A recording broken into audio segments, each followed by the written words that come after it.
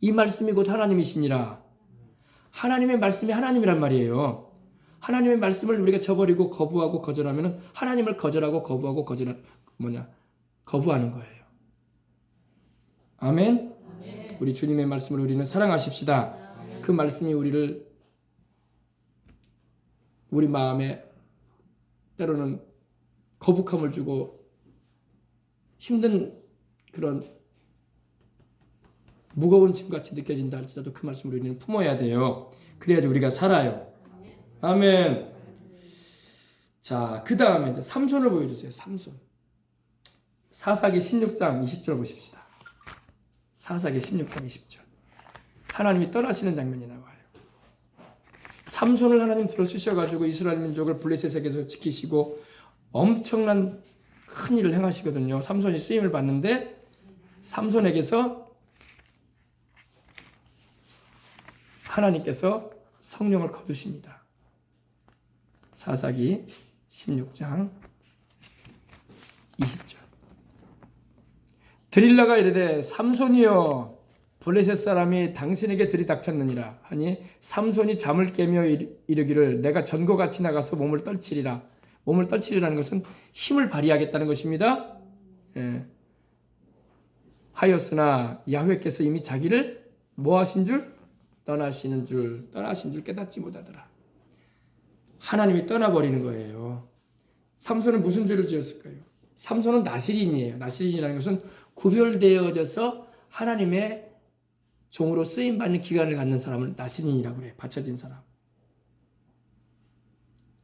삼손이 나시린으로서 지켜야 할 것을 지키지 않습니다. 나중에는 삭도를 머리에 대지 말라고 했는데 머리를 잘라서는 안 되는데 이제는 머리 자르는 것까지도 허용해버립니다. 그죠? 그리고 드릴라라는 이방 여인의 품에 안겨가지고 정신을 못 차려요. 정신을 못 차려요. 삼손입니다. 삼손과 드릴라. 그죠? 드릴라라는 이방 여인에게 마음과 눈이 뺏겨가지고 정신을 못 차려요. 삼손이. 삼손은 사명자인데 사명자가 뭐예요? 이스라엘 민족을 지키라고 하나님이 세운 사람이란 말이에요. 정신 못 차리고 있어 지금. 그리고 하나님께서 함께 하셨는데 떠나시는 거예요. 네. 삼손의 거듭되는 이 거룩함을 상실해버리는 것과 또 하나님의 말씀을 저버리고 또 이방 여인에게 이렇게 빠짐으로 인해서 그리고 사명을 저버리고 정신 못 차리고 있는 삼손을 또 급기야는 그 머리가 잘리는 삭도를 머리에 대버리는 그런 일을 함으로 인해서 삼손에게서 하나님의 임재가 떠나는 거예요. 우리나라를 보세요. 여러분 우리 북한 같은 경우는요. 우리 남쪽보다 북한이 복음화율이 더 강했어요. 6.25 이전에는요. 일제강점기를 지나서 핍박을 이겨내면서 신앙을 지켜왔던 우리 대한민국이었는데 북한의 평양이 얼마나 교회가 많고 믿는 이들이 많았으면 동양의 예루살렘이라고 불러줄 정도였어요. 곳곳에 교회 세워지고 그곳에서 김익두 목사님 또 이승복 목사님 또 그곳에서 또 북한에서 아주 하나님께서 6.25 이전에 교회들이 많이 세워졌고 또 최건능 목사님 이런 분들이 막 활약을 해가지고 많은 북한의 우리 동포들이 예수님을 믿고 돌아왔어요. 북쪽에. 우리 대한민국 남쪽에서도 계속 이제 선교사들이 들어서 복음을 전해줬는데 북쪽으로 많이 올라가서 북쪽으로. 그리고 북한이 더 우리 남쪽보다 더 개발도 잘 됐고 경제적으로도 더 살기가 좋았던 때였습니다. 근데 지금은 여러분 어때요? 지금은 북한은 교회를 찾아볼 수가 없어요. 선전용 교회라고 하죠. 봉수교회, 칠골교회 두 곳만 남겨놓고 정식적인 예배도 안 드려요. 외신들 기자들이 가면 이제 그때 예배 드린다고 이제 형식 갖추는 곳입니다. 우리와 같은 이렇게 자유로운 예배 현장이 아닙니다. 십자가만 달아놨지. 그리고 심지어는 그 리성숙 목사라는 사람이 무슨 말 합니까? 김일성이 하나님이라고 하잖아요. 김일성이 뭐가 하나님이에요? 죽어서 지금 지옥 가 있는데. 그죠? 김일성 지옥 갔어요. 미안한 말이지만. 사실인데 어떡해. 김정일이도 지옥 갔고 김정은이는 지옥 가지 않길 기도합니다. 그는 회개하고 그 아버지 그 할아버지가 같은 길 가지 않았으면 좋겠어요. 그죠? 예. 그렇습니다. 근데 6.25로 인해서 남북이 이 전쟁 상황이 되어졌고 그로 인해서 그 전에 이 대한민국으로 많이 북한에 우리 성도들이 내려왔어요. 이 열왕기상을 보면요 이런 장면이 나와요. 한번 찾아봅시다. 열왕기상. 르호보암 왕 때에 있었던 일입니다. 열왕기상 찾아보세요.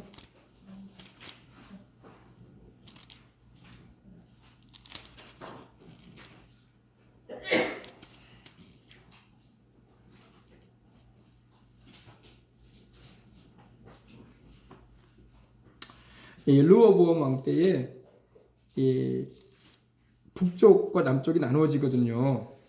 북쪽과 남쪽이 나누어지는데 북쪽에 살던 하나님을 경외하는 하나님을 믿는 야훼 하나님을 섬기고 예배드리는 예루살렘을 사랑하는 이들이 남쪽으로 내려오게 됩니다. 내려오는데 그때 여로보암이라는 이 북쪽의 지도자가 금송아지를 단과 베델이라는 곳으로 우리로 말하면 이제 북쪽 지역을 말합니다. 우리로 말하면 어떻게 말할까요? 베델은 38선 바로 위에 개성이라는 곳이라고 생각하면 되고 단은 저기 제일 북한의 저 높은 지역 백두산이 있는 그 지역이라고 생각하면 돼요.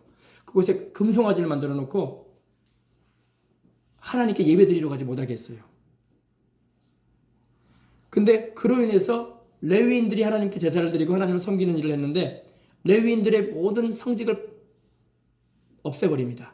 하나님께 제사 못 드리게 만들어요. 그리고 자기가 원하는 사람들로 제사장을 삼습니다. 그리고 하나님께 제사 드리는 날도 바꿔버려요. 예배 드리는 날도. 그게 여로보암이 하나님 앞에서 지은 죄예요. 그로 인해서 진짜로 하나님을 섬기고자 하는 이들은 남쪽 유다에 있는 예루살렘으로 오고 싶어 한단 말이에요. 그래서 그들이 대거 남쪽으로 내려와요. 꼭 6.25 때 북한에 있던 우리 예수님 잘 믿는 목사님들과 성도들이 집이고 밭이고 논이고 재산이고 다 내려놓고 보따리 짊어지고 애들 손잡고 내려온 거야. 우리 그랬어요. 그래서 그분들이 내려와가지고 세운 교회들이 우리 한국의 서울의 큰 교회들이 됐어요. 피난민들이 세운 교회. 우리 남쪽에 우리 이 남녘의 그리스도인들보다도 북녘에 있었던 그리스도인들이 더 신앙이 뜨거웠어. 그거는요. 왜? 집과 고향을 다 재산을 다 내려놓고 올 정도가 됐다는 것은요. 믿음이 좋으니까 내려오는 거야. 요사이 같으면 누가 여러분 그렇게 하기 쉽지 않다고요. 근데 신앙의 자유를 찾기 위해서. 그래서 그들이 내려온 가운데 있었던 세워진 교회가 서울의 영락교회고 중구 저동에 있죠. 서울의 영락교회. 한경진 목사님이 피난민이었어요. 그리고 그 교회는 피난민들이 세운 교회예요. 그리고 강남의 충현교회 김창희 목사님 천국 가셨지만 그분도 피난민이었어요. 북한 사람입니다. 그리고 광림교회 김선도 목사님 그 형제분들 감리교회 큰 교회들이죠. 그들도 다 피난민들이야. 그들이 세운 거예요. 북한에서 하나님 섬기다가 신앙의 자유 뺏길 것 같으니까 공산화되면은 예수님 믿을 수 없고 또 여의도 순복음교회 이용훈 목사님 가정도 북한 사람이었어요. 이용훈 목사님 할아버지가 북한에서 김일성 그 외삼촌이죠. 김양옥이라는 사람이 나중에 김일성과 손잡고 이 조선 기독교 연맹을 북한에서 만든 사람인데 이제 뭐라고 말할까요? 어용 종교가 돼버렸죠. 나중에는요. 김일성을 위한 종교가 돼버리고 말았죠. 조선 기독교 연맹의 창설자가 바로 이 강량옥 목사인데 강량옥 목사가 집사 때 이용훈 목사님의 할아버지가 장로였어요. 장로였는데 하루는 찾아왔더랍니다. 6.25가 일어나기 전입니다. 찾아와서 그러더랍니다. 같은 교회를 다녔으니까 평양에 같은 교회를 다녔기 때문에 찾아와서 이러더랍니다. 이제 교회에서는 이제 집사고 안수 집사고 장로기 때문에 서로 그렇게 부르지만 이제 개인적으로는 잘 아는 사이니까 이제 형님이라고 불렀다는 거예요. 김일성 외삼촌이 그러면서 와가지고 형님은 대쪽 같은 분이라서 예수를 믿는 신앙을 포기하지 않을 것으로 보인다. 앞으로 이 북조선이 공산화 될 건데, 공산화 혁명을 우리가 이룰 건데, 형님은 도저히 내가 봐도 예수를 포기하지 않을 사람이다. 교회를 저버릴 사람이 아니다. 그러면서 이런 얘기를 합니다. 형님 내려가십시오. 남쪽으로. 여기 있으면 안 됩니다. 형님은.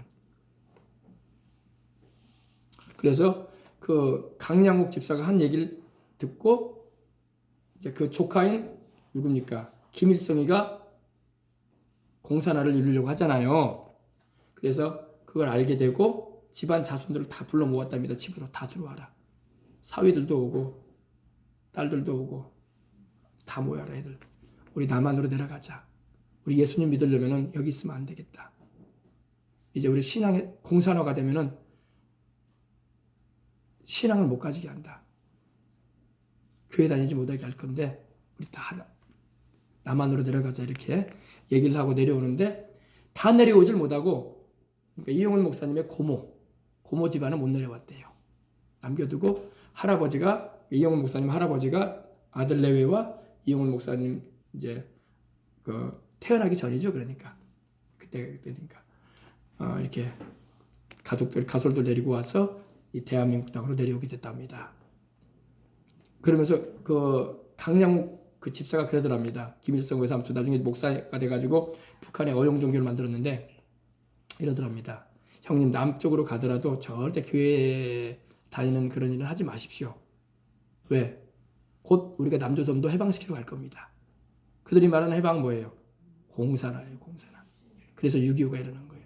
곧 우리가 내려갈 텐데 형님은 이제 예수님을 믿는 그 색깔을 나타내지 마십시오. 그래야지 삽니다. 죽는다는 거예요.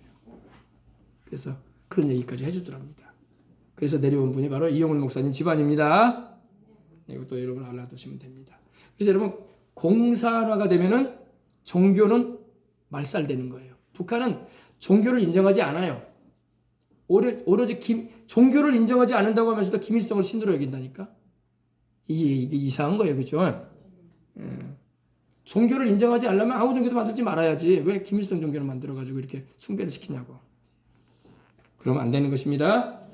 그러니까 이거 배경에 마귀가 역사하고 있는 거예요. 그래서 이스라엘의 남북으로 분단될 때에 솔로몬 왕 이후에 이렇게 갈라지게 될 때에도 그와 같은 일들이 있었어요. 북쪽에서 예수님을 믿는 이들이 하나님을 섬기고자 하는 이들이 남쪽으로 들어왔어요. 하나님을 섬기기 위해서 자유롭게. 아시겠습니까? 네, 그래서 북한은 지금 하나님이 떠나버린 나라가 되어버리고 만 거예요. 하나님이 떠나버린. 물론 지하교회 성도들에게 내주하시고 그들과 함께 하시는 하나님 성령님의 역사가 있다고 보지만은 전체적으로 보면 북한 전역에는 하나님의 역사가 많이 거두어졌어요.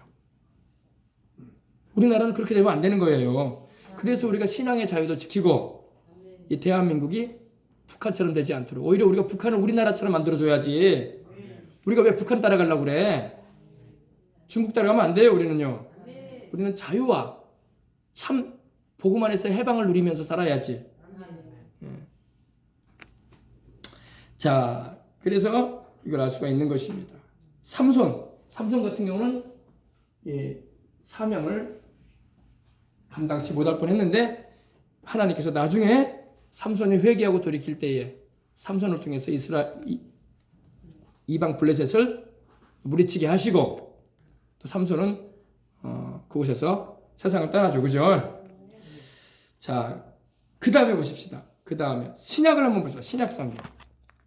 그럼 구약을 우리가 봤는데 이제 신약에 봅시다. 신약성경 누가복음 4장을 찾아주세요. 우리 주님을 떠나시게 만드는 것이 있어요. 우리가 신앙생활하면서 여러분 우리 주님을 모셔야지 왜 주님을 떠나게 만들어?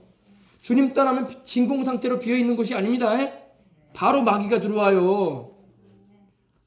절대 나는 하나님 편도 아니고 마귀 편도 아니다. 그런 말이 통하지 않아요. 여러분. 마귀는 바로 들어옵니다. 여러분. 사울왕에게서 하나님의 성령이 떠나시니까 어떻게 됐어요? 악신이 들어오잖아요. 그래서 사울왕을 번뇌하겠다 했잖아요. 그죠? 귀하신 우리 주님, 사랑의 우리 주님을 우리가 모시고 살아야지. 자, 누가복음 4장 보면요. 우리 주님께서 고향 나사렛을 방문하십니다. 주님은 태어나신 데는 베들레헴이시고 주님이 어릴 때 자라나신 동네는 어디라? 나사렛이에요. 네, 보십시다. 누가복음 4장 16절로부터 보십시다. 예수께서 그 자라나신 곳 곧 나사렛에 이르사 안식일에 늘 하시던 대로 회당에 들어가 성경을 읽으려고 서심해 선지자 이사야의 글을 들이거늘 책을 펴서 이렇게 기록된 데를 찾으시니 곧 주의 성령이 내게 임하시었으니 이는 가난한 자에게 복음을 전하게 하시려고 내게 기름을 부으시고 나를 보내사 포로된 자에게 자유를 눈먼 자에게 다시 보게 함을 전파하며 눌린 자를 자유롭게 하고 주의 은혜의 해를 전파하게 하려 하심이라 하였더라. 책을 덮어 그 맡은 자들에게 주시고 앉으시니 회당에 있는 자들이 다 주목하여 보더라. 이에 예수께서 그들에게 이르시되 이 글이 오늘 너희 귀에 응하였느니라 하시니 그들이 다 그의 글을 증언하고 그 입으로 나오는 바 은혜로운 말씀을 놀랍게 여기 이르되 이 사람이 요셉의 아들이 아니냐 목수 요셉의 아들이 아니냐. 예수께서 그들에게 이르시되 너희가 반드시 의사야 너 자신을 고치라는 속담을 인용하여 내게 말하기를 우리가 들은 바 가버나움에 행한 일을 내 고향에 여기서도 행하라 하리라. 또 이르시되 내가 진실로 너희에게 이르노니 선지자가 고향에서는 환영을 받은 자가 없느니라. 내가 참으로 너희에게 이르노니 엘리사 시대에 하늘이 3년 6개월 동안 닫히어 온 땅에 큰 흉년이 들었을 때에 이스라엘에 많은 과부가 있었을 때 엘리야가 그중 한 사람에게도 보내짐을 받지 않고 오직 시돈 땅에 있는 사렙다의 한 과부에게 뿐이었으며 또 선지자 엘리사 때에 이스라엘에 많은 납병 환자가 있었을 때 그중에 한 사람도 깨끗함을 얻지 못하고 오직 수리아 사람 나아반 뿐이었느니라. 회당 이거 보세요. 이제 28절 보세요. 이렇게 주님께서 말씀 전하셨어요. 그죠? 어디서 전하셨어요? 자기가 자라난 동네에서. 그죠? 주님이 요단강에서 침례 받으시고 40일 동안 금식하시고 마귀의 시험을 이기신 다음에 성령의 능력으로 갈릴리로 가시고 가버나움을 들리신 후에 바로 어디로 가셨다? 고향 땅으로 가셨어요. 나사렛은 바로 가버나움에서도 가깝거든요. 고향에 가셨어요. 고향에 가셔서 자기에게 하나님의 성령이 임하셔서 이제 메시아로서의 사역을 감당한다는 소식을 전합니다. 그러면서 이제 이방인들에게 하나님께서 은혜 베푸신 일에 대해서 말씀을 하니까 이 회당에서 그 말을 듣던 고향 사람들이 이것을 듣고 다 크게 화가 나서 뭐가 나서요? 화가 나가지고 일어나가지고 동네 밖으로 쫓아냅니다. 누구를? 예수님을 쫓아내는 거예요. 쫓아내요. 그 동네가 건설된 산 낭떠러지까지 끌고 가서 밀쳐 떨어뜨리고자 하되 낭떠러지에 밀어가지고 죽게 만들려고 했다는 거예요. 우리 예수님을요. 근데 예수님께서 그들 가운데로 지나서 가시니라 하면 바로 여기입니다. 여기가 낭떠러지예요. 여기가 나사렛의 낭떠러지입니다. 저도 이곳에 이제 갔다 왔기 때문에 아는데 여기 보면 낭떠러지 같지도 않은데 여기가 낭떠러지 일로 가면 여기가 낭떠러지예요. 아주 이 벼락처럼 이게 낭떠러지입니다. 이쪽이요. 예수님을 여기까지 동네가 형성된 이곳까지 예수님을 밀치면서 온 거예요. 듣기 싫다 이거야. 나사렛 예수 목수의 아들 어디서 와가지고 지금 큰 소리 치냐 이거야. 뭐 특별한 그냥 큰 소리 치고 있냐 이거야. 하면서 동네 사람들이 예수님을 밀치는 거야. 그리고 급기야는 어디까지 왔다고요?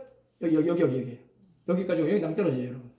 여기까지 와 아까 그 그림에서 보였던 그곳이 끝이 여기입니다. 여기서 밀어버리려고 한 거예요, 우리 예수님을.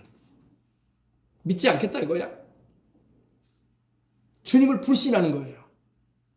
거부하는 거예요. 여러분과 저는 이러면 안 되는 거예요. 아멘. 오늘도 여러분 우리가 복음을 전하거나 하나님 말씀을 가르쳐주면은 사람들이 순수한 마음으로 내 영혼의 구주이신 예수님, 나를 사랑하시는 하나님의 아들, 또 하나님이 나를 구원하기 위해서 십자가에 달리게 하셔서 보배로운 피 흘리셔서 나를 구원하시는 주님이라는 걸 믿어야 되는데 거절한다 이거야. 듣기 싫다 이거야. 그런 소리 하지 말라 이거야. 그러면서 주님을 밀쳐서 떨어뜨린다는 것은 뭡니까? 죽이기 원했다는 것입니다. 근데 우리 주님께서 죽지 않으시죠? 주님께서 그들 가운데로 근엄하게 지나가십니다. 주님을 손댈 수가 없어요. 여러분, 저는 이런 생각을 해봤어요. 왜 주님께서 여기까지 이렇게 밀침을 당하셨을까? 한번 능력도 좀 보여주시면 그들이 깜짝 놀래가지고 어이구 이분이 보통 분이 아니구나 이런 좀 역사를 나타내 주셨으면 좋을 텐데 그러나 우리 주님은 그러지 않으셨어요. 여러분 우리 주님은요 한편으로는 이런 마음을 가지신 거예요. 너희들이 나를 얼마나 싫어하는지 내가 알고 싶구나. 더 이상 뒤로 갈 수 없을 정도까지 주님 오셨어요. 이제 뒤로 떨어지면 주님이 죽으시는 거예요. 떨어지면. 이거는 여러분 부모가 자식에게 거부당할 때의 그런 느낌이에요. 자꾸 엄마가 싫다 이거야. 아빠가 싫다 이거야. 좀 내 곁에 있지 말라 이거야. 좀 내 인생 간섭하지 말라 이거야. 나는 좀 인생을 좀 내버려 두라는 거야. 자꾸 이러지 말라. 밀어내는 거야. 그때 우리 주님께서 부모가 밀쳐냄을 당하면서도 자식에게 긍휼을 품잖아요. 사랑으로. 그죠?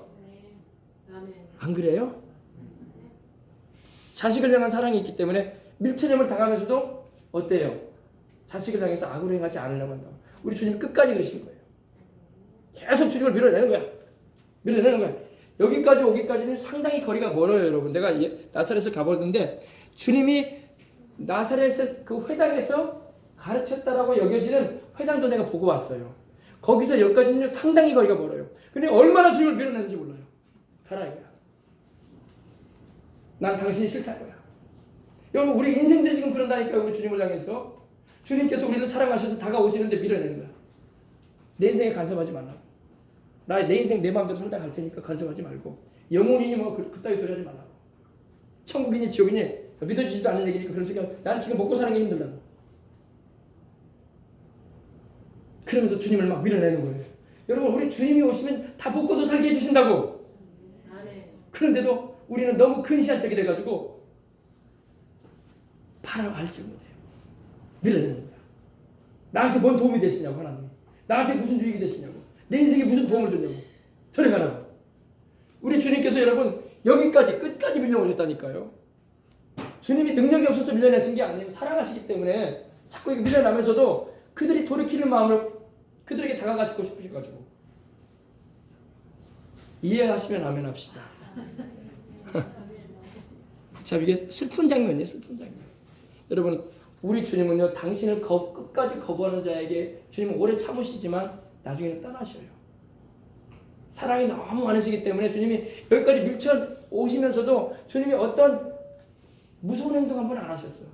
그들에게 충분히 그럴 수 있는군요. 왜? 12명이나 더 되는 천사들이 군대가 주님 곁에 있거든요. 천사 한 명이 휙 지나가면 18만 5천 명의 군사들이 죽었다고요. 주님께서 암시만 살짝 하고 눈빛만 살짝 보이시면 천사들이 움직인다고요. 그러나 주님이 그렇지 않으셔요. 주님이 긍휼히 여기셔가지고 할렐루야. 완력을 행하지 않으신다고 우리 주님께서 사랑하셨어. 주님께서 끝까지 밀려나셨던 거야. 이게 오늘날 우리 주님을 향한 인생들의 모습이라니까요. 이 나사렛 동네 사람들처럼 이 세상의 사람들이 지금 주님을 밀어내는 거예요. 저리 가라고. 듣기 싫다고. 하나님 말씀 들어주면 듣기 싫어한단 말이에요. 우리는 그러지 마십시다. 신약에 나오는 우리 예수님께서 자기 고향 사람들에게 밀침을 당하시는 장면입니다. 그러나 우리 주님은 또 사명이 있으시기 때문에 주님은 여기까지 오신 다음에 그들 가운데로 그냥 지나가십니다. 더 이상 그들이 밀치지 못해요. 왜? 그때는 주님께서 영광을 나타내시는 거예요. 그들이 몰려왔지만 그들 사이로 주님께서 들어가시는 거예요.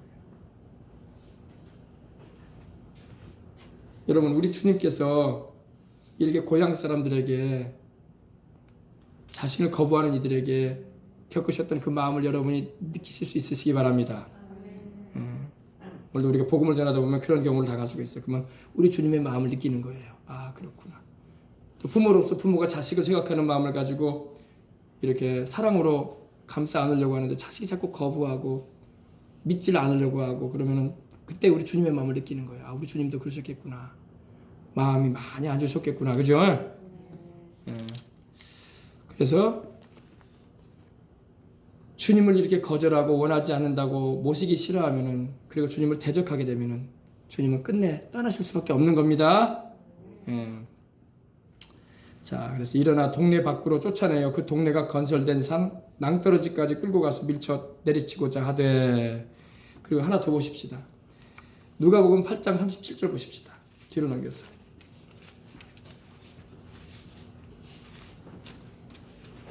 8장 37절. 거라사인의 땅 근방 모든 백성이 크게 두려워하여 예수께 떠나시기를 구하더라. 이제 보세요. 이제 또 거라사인의 동네 사람들은 예수님을 떠나달라고 하고 있어요. 아, 주님이 오시면 너무 감사하고 좋아야지. 주님 떠나가 달라고. 여기 있지 말아 달라고. 어서 배 타고 여기 떠나라고. 우리 동네에 있지 말라고. 그래서 예수님께서 배에 올라 돌아가셔요. 떠나달라고 하시면 주님이 떠나십니다. 여러분 우리 주님을 떠나시게 하면 안 돼요. 우리 주님이 떠나버리면 생명도 없고 용서도 없고 구원도 없고 치료도 없고 축복도 다 빠져나가요. 주님이 계시기 때문에 우리가 용서도 받고 하나님의 사랑도 입게 되고 주님이 계시기 때문에 성령님도 충만히 임하시고 주님의 이름이 우리와 함께하기 때문에 우리가 병도 고침받고 주님이 계시기 때문에 우리가 인생을 소망차게 사는 거예요. 천국 소망을 가지고. 주님을 떠나달라고 지금 하고 있어요. 그럼 왜 이런 일이 왜 생겼느냐? 바로 보여주세요. 어디 있습니까? 어디 아까 거라사인 그거 가다라 지방 그 내용을 보여주시면 좋겠어요. 그 주님께서 제자들과 함께 이 건너편 갈릴리 바다 건너편 동네 가다라 지방으로 가자고 하시면서 가셨어요. 풍랑이 일고 어려움도 있었지만 주님께서 다 풍랑도 잠재우시고 제자들과 함께 가니까 거기에 군대 귀신 들린 사람이 있는 거예요.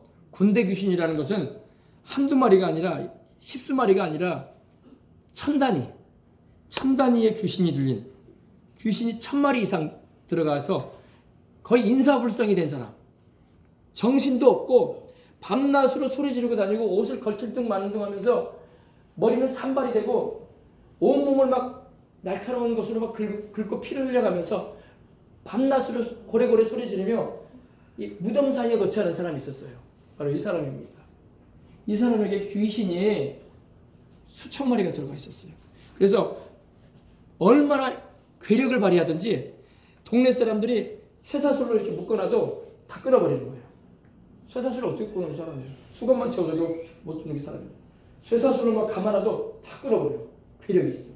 삼손은 하나님의 성령의 능력을 발휘한 거고, 이 사람은 귀신이 붙어가지고 귀신의 괴력을 받아가지고 이렇게 괴력을 했던 사람입니다. 근데 우리 주님께서 이 사람 불쌍히 여기셔가지고 이 사람이 밤낮으로 고래고래 소리 지르면서 괴로움으로 서 있어요. 근데 하나님이 우리 주님께서 이 소리를 들으신 거야. 우리 주님께서 이 사람 놓아주려고, 이 사람 해방시켜주려고, 이 사람 자유케해주려고, 온전한 정신 갖게 해주려고 주님께서 제자들과 함께 이 바다를 건너가시는데 주님께서 말씀을 하셨어요.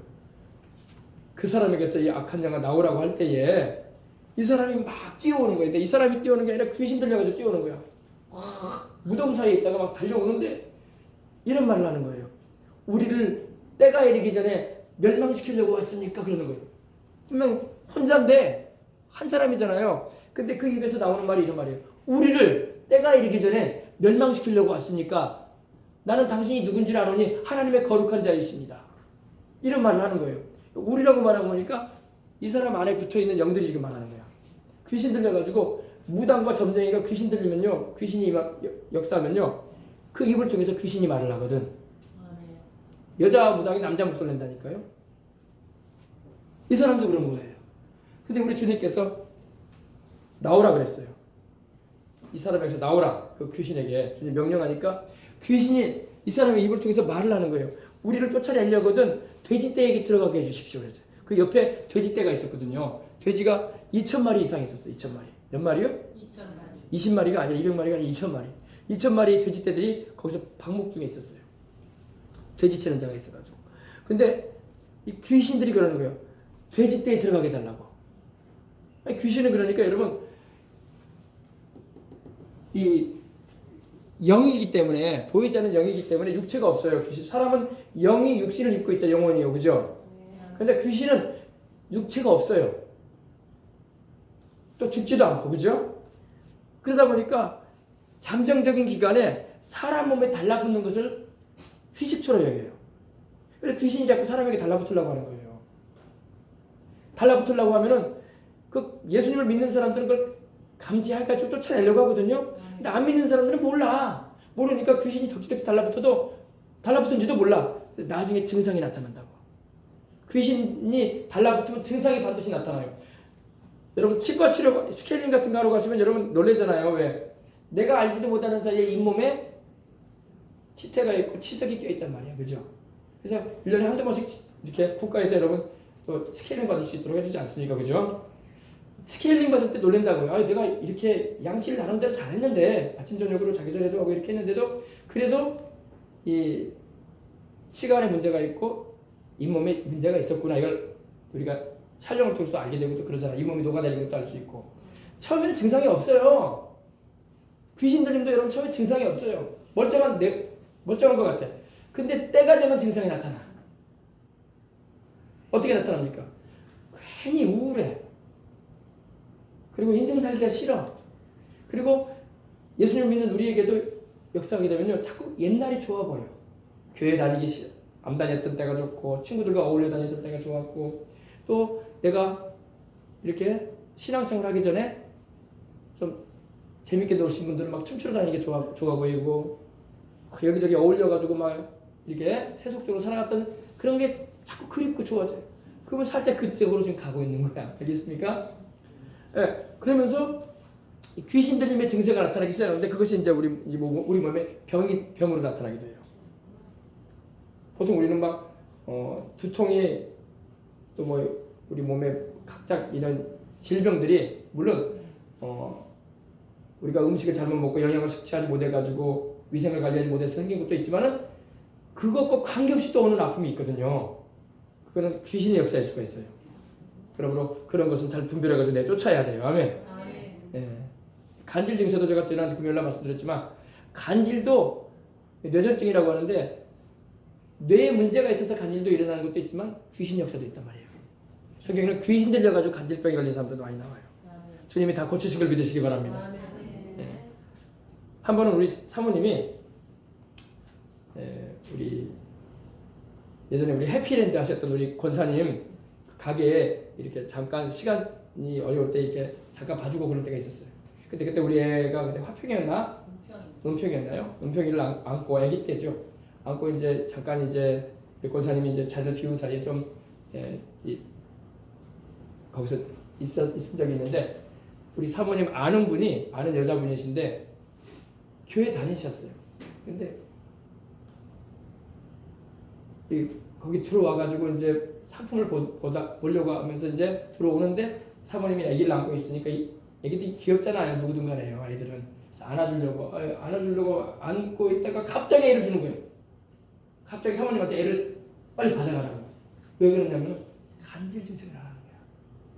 그래가지고 약을 복용하고 그래도 이렇게 증세가 나타나는 거죠. 네. 그런 증세가 있었습니다. 네. 그래서 우리가 몰라서 그렇죠. 여러분, 이런 증세들이 다 있어요. 예수님을 믿는 우리는 이런 어떤 질병과 연약이 있더라도 그것이 귀신 역사로 느껴지는 것이 있거나 알게 되면 쫓아내버리면 되는 것입니다. 그럼 그 증세가 사라져요. 아멘. 그리고 또 이제 우리가 위생을 잘못 지켜가지고 영양을 잘못해가지고 오는 병이 있으면 음식 섭취 잘하면 되는 것이고. 할렐루야. 예. 그런 경우가 있습니다. 근데 그러면 이 동네 사람들이 왜 예수님을 여기서 떠나게 빨리 배 타고 가라고 하셨냐면요, 그 이유가 있어요. 이 2,000마리 돼지떼가, 이 귀신이 막 이 돼지떼에 들어가니까 돼지들이 놀라가지고 이 갈릴리 바다를 막 다 떨어져서 다 죽는 거예요. 몰수하는 거예요. 그럼 여러분, 지금도 이 돼지 한 마리 얼마나 할까요? 못해도 여러분 한 50만 원은 할 거야. 생돼지 한 마리야, 그죠? 그러면 얼마나 돼요? 그 가격이 2,000마리면은 2억 정도 되겠죠? 2억 넘어가겠구나. 예. 하여간 뭐 수억 대의 재산이야. 근데 이 동네에는 이 돼지 치는 사람들이 많아. 그러니까 동네 사람들이 이 사람이 온전케 되고 치료받은 것은 눈에 들어오지 않고 돼지만 생각나는 거야. 왜?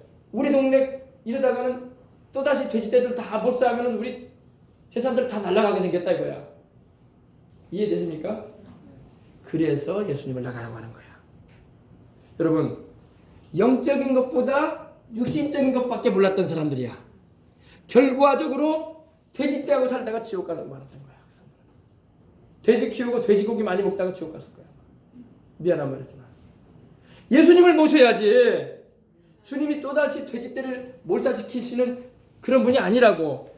이번 경우에는 특별했기 때문에 그런 일을 하나님 주님께서 허락하신 거지, 이제 없잖아. 그런 사람 없잖아. 그러므로 또다시 돼지떼 죽게 만들 뿐이 아니거든요. 그래 안 그래요? 근데 사람들은 자기 재산에 손실을 볼까봐 영적인 거는 전혀 이해하지 못하고, 돼지야 또 키우면 되지. 돼지만큼 또 새끼 많이 낳는 짐승이 또 어디 있어? 그래 안 그래요? 금세 돼지 또 낳거든요. 그러니까 영적인 걸 모르고 육신적인 것만 생각하고 경제적인 손실이 있었다 해가지고 주님을 빨리 나가라는 거야. 이 지역에서 빨리 나가라 이거야. 더 있다가는 우리가 더 큰 손실 보겠다 이거야. 이게 오늘날 세대하고 똑같아. 알겠습니까? 여러분 만약에 예수님이 여러분에게 축복해 주지 않는다고 하고 예수님이 물질적인 축복 안 주고 건강적인 축복도 안 주시는 분이다. 그러면 여러분 교회 나오겠어요? 그래도 나와야 돼. 내 영혼 구원받으려면은. 뭔 소리인 줄 모르고 계시네 지금. 하나님이 나 건강 축복 안 주고 돈 축복 안 주면은 교회 안 다닌다. 그러면 지옥 가는 거예요. 여러분 우리 주님이 우리에게 건강 축복 안 주고 돈 축복 안 줘도 우리는 예수님 찾아야 돼. 세상의 삶은 영원하지 않잖아. 어차피 다 죽을 거야 우리는. 그죠? 주님 더디 오시면. 사람이 죽으면 뭐만 남아요? 영혼이 남잖아. 영혼 문제 어떻게 할 거야? 영혼의 때는 다가오는데. 그죠? 내가 그런 물질적인 축복 못 받고 건강 축복 못 받고 살아도 내 영혼은 천국 가야 될 거 아니에요? 맞아요? 틀려요? 근데 감사하게도 우리 주님은 영혼도 잘 되게 해주고 범사에도 축복해 주시고 소위 말해서 돈 축복도 주시고 건강도 주시는 좋은 분이란 말이야. 아셨어요? 이렇게 좋으신 우리 주님을 믿으라고 전하고 설교를 하는데 얼마나 대단해야지. 그래 안 그래요?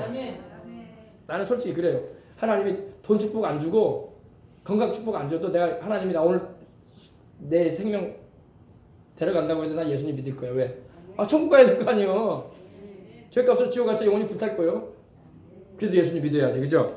그러나 주님은 우리의 영혼도 잘 되게 해주시고 우리의 범사의 생활도 축복해 주시고 할렐루야. 건강도 주시겠다고 하시는데 주님을 위해서 열심히 주님 섬기다가 오면은 천국에서 상도 주시겠다고 하시는데 주님 예비해 주신 그 아름다운 저택도 주시겠다고 하시는데 안 믿는 게 손해지. 안 믿는 게. 그죠? 그래서 이런 일이 있었던 건데 이 동네 사람들이 어떻게 했다고요? 거라사인의 땅 근방 모든 백성이 크게 두려워요. 이 돼지 죽은 것만 두려워하는 거야. 또다시 우리 재산상 손실 본다 이거야. 두려워해가지고 주님에 대해서 오해를 한 거야. 누가 오해를 시켰을까요? 마귀가 배경에 오해를 시킨 거야. 예수님에 대한 오해를 확 일으키는 거야. 예수님이 오면 손해본다. 예수님 믿으면 손해본다. 예수님 믿으면 있는 재산도 날아간다. 이렇게 오해를 일으키고 불신을 일으켜버리는 거예요. 여러분은 속지 마시길 바랍니다.